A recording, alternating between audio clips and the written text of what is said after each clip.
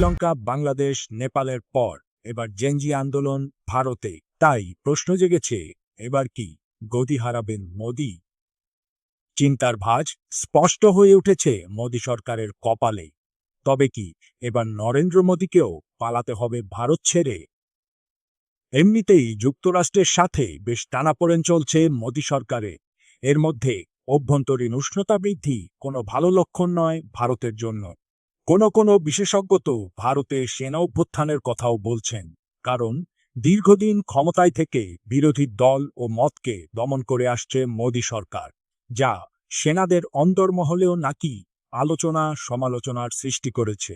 মাত্র এক বছরের মধ্যে ভারতের আশেপাশে যা ঘটছে তা ভারতের কাছে, ভারতের শাসক শ্রেণীর কাছে খুবই চিন্তার বিষয়।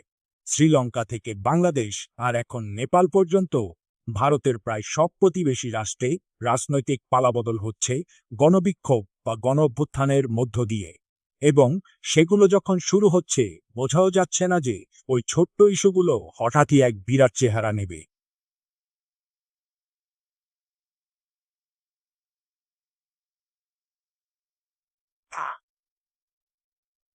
২০২২ সালে শ্রীলঙ্কার দেউলিয়া অর্থনীতির কারণে জনগণের চরম ক্ষোভ মাহিন্দা রাজাপক্ষের সরকারকে পদত্যাগে বাধ্য করে।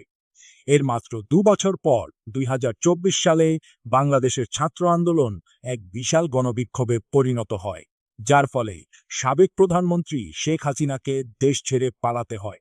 আর এই তালিকায় এক্কেবারে শেষে নেপাল। সোশ্যাল মিডিয়া বন্ধের মতো একটি ছোট্ট ইস্যুকে কেন্দ্র করে বিক্ষোভ এতটাই তীব্র হয়ে পড়ল যে প্রধানমন্ত্রী কেপি শর্মা ওলি পদত্যাগ করে বাঁচতে পারেননি, পালিয়েছেন। কোথায় পালিয়েছেন কেউ জানেই আছেন, কেউ বলছেন তিনি দুবাইতে অবস্থান করছেন। দক্ষিণ এশিয়ার রাজনীতিতে যেন শুরু হয়েছে ডমিনো ইফেক্ট।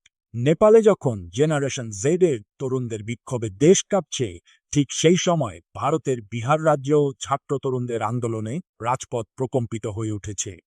বিহারে হাজার হাজার চাকরি প্রত্যাশী তরুণ শিক্ষক নিয়োগে শূন্যপদ কমানোর প্রতিবাদে রাজপথে নেমে এসেছেন। এতে রাজধানী পাটনার গুরুত্বপূর্ণ সড়কগুলো কার্যত অচল হয়ে পড়েছে। গত ৯ সেপ্টেম্বর মঙ্গলবার সকাল থেকে প্রায় ৩,০০০ বিক্ষোভকারী তরুণ পাটনা কলেজ প্রাঙ্গণে জড়ো হয়ে মুখ্যমন্ত্রী নীতীশ কুমারের বাসভবনের উদ্দেশ্যে মিছিল শুরু করেন। কেতন মার্কেট, বকরগঞ্জ, গান্ধী ময়দান ও ডাকবাংলো স্কয়ার হয়ে শহর জুড়ে ছড়িয়ে পড়ে এই বিক্ষোভ। এখন প্রশ্ন হল,